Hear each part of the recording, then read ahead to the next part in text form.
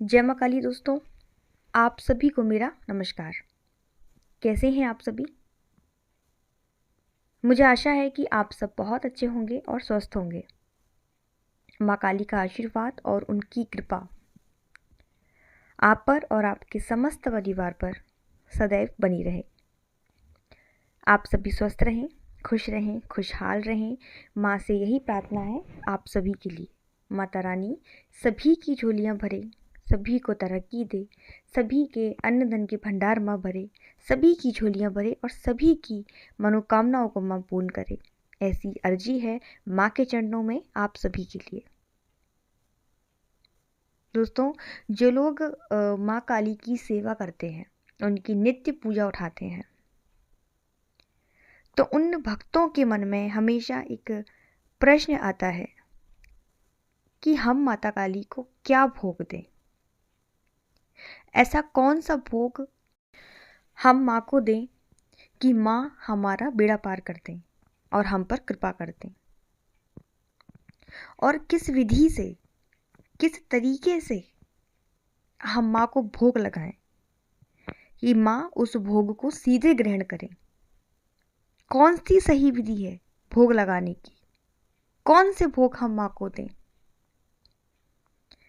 ये सारी जानकारी मैं आपको आज के इस वीडियो में दूंगी। इसलिए अगर आप पहली बार मेरे इस चैनल पर आए हैं तो चैनल को सब्सक्राइब जरूर करिएगा। साथ ही बेल आइकन को प्रेस कर दीजिएगा ताकि मेरी आने वाली हर वीडियो, हर जानकारी आप तक सबसे पहले पहुंचे। और वीडियो को लाइक करके अपना प्यार भरा आशीर्वाद ज़रूर दीजिएगा ताकि मैं इसी प्रकार माँ से जुड़ी हर जानकारी आपके लिए लाती रहूं। तो मैं शुरू करती हूँ आज की वीडियो को आखिरी तक देखिएगा।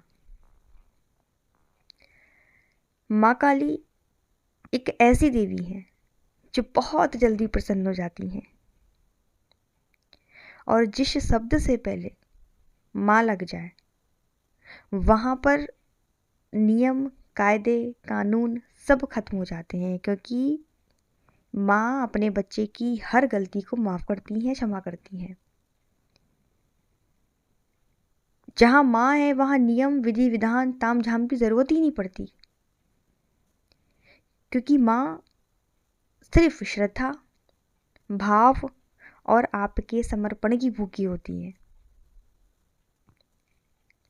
आप जो भी भोग माँ को देंगे, चाहे वो सूखी रोटी ही क्यों ना हो, चाहे वो आपका जूठन ही क्यों ना हो, बहुत बड़ी बात बोल रही हूँ मैं। बस आपके मन में विश्वास होना चाहिए, श्रद्धा होनी चाहिए, पूर्ण रूप से माँ के प्रति समर्पण होना चाहिए। माता काली आपके उस भोग को भी स्वीकार करेंगी। जब भगवान श्री राम सबरी के जूठे बेर खा सकते हैं, तो क्या माँ हमारा जूठन नहीं खा सकती? मैं ये नहीं बोल रही हूँ कि आप माँ काली को जूठा भोग लगाइए, लेकिन मैं बस एक उदाहरण दे रही हूँ। वो माँ है हमारी। माँ काली के जो बच्चे होते हैं, जो माँ काली के भक्त होते हैं, वो हमेशा सोचते रहते हैं कि हम क्या भोग माँ को दें, कैसे हम माँ को प्रसन्न करें, क्योंकि बच्चों का भी तो मन होता है ना कि वो माँ के लिए कुछ करें। तो आज मैं उनको माँ के विभिन्न प्रकार के भोग बताऊंगी जिनसे माँ बहुत जल्दी प्रसन्न होती हैं और अपने बच्चों पर दोनों हाथ फैलाकर कृपा करती हैं। माता काली के कई रूप हैं। मातृकाली, शमशान काली, भद्रकाली, दक्षिणेश्वरी काली, बहुत सारे रूप हैं, और इनकी पूजा भी कई तरीके से की जाती है। जो तांत्रिक लाइन में जाना चाहते हैं वो माँ की शमशान काली स्वरूप की पूजा करते हैं, और जो भक्त माँ को मातृ रूप में चाहते हैं तो वो माँ की दक्षिणेश्वरी स्वरूप की आराधना करते हैं, सेवा करते हैं। माँ के जो भोग दिए जाते हैं वो 3 प्रकार से दिए जाते हैं। एक सात्विक भोग, एक तामसिक भोग और एक राजसिक भोग। जैसी पूजा होती है उस हिसाब से माँ का अलग अलग भोग दिया जाता है। माता काली की एक विशेषता ये है कि माँ अपने वचन की बड़ी पक्की होती हैं।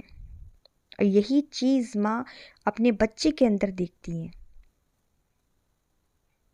जैसे माँ अपने वचन की पक्की है, ऐसे ही माँ चाहती हैं कि उनका बच्चा भी वचन का पक्का हो। वचन भंगी जो लोग होते हैं, जो भक्त होते हैं, वो माँ को बिल्कुल पसंद नहीं होते और ना ऐसे बच्चों को माँ स्वीकार करती हैं। इसलिए कभी भी माँ से, माँ काली से कभी भी कोई वचन ना करें।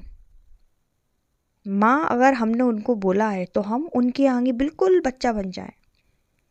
बच्चों की क्या आदत होती है कि वो बस माँ से हमेशा ज़िद करते हैं कि माँ ये चाहिए, माँ वो चाहिए, माँ ये चाहिए, सिर्फ मांगते हैं। कभी ये नहीं बोलते माँ से कि माँ आप हमें ये दो तो हम आपको ये देंगे। विनिमय नहीं करना है। बच्चा कभी नहीं कहता माँ से, वो बस लेना जानता है और माँ अपने बच्चों को देना जानती है। ठीक है, तो माँ अपने वचन पर अड़ जाती हैं, इसलिए आपको माँ काली से कभी भी वचन नहीं करना है। वचन वाली भक्ति आपको नहीं करनी है।